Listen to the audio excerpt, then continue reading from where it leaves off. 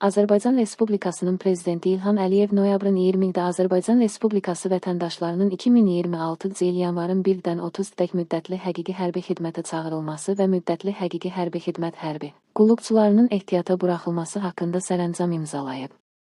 2008-ci ildə doğulmuş və çağırış gününədək həmin gündə daxil olmaqla 18 yaşı tamam olmuş, habelə 1996, 2007-ci illərdə doğulmuş, yaşı 30-dək olan, Azərbaycan Respublikasının silahlı qüvvələrində müddətli həqiqi hərbi xidmət keçməmiş, müddətli həqiqi hərbi xidmətə çağırışdan möhlət hüququ olmayan və ya müddətli həqiqi hərbi xidmətə çağırışdan azad edilməmiş Azərbaycan Respublikası vətəndaşları 2026 il yanvarın 1-dən 30-dək müddətli həqiqi hərbi xidmətə çağırılacaqlar. Həmçinin hərbi vəzifə və hərbi xidmət haqqında Azərbaycan Respublikası Qanununun 38.1.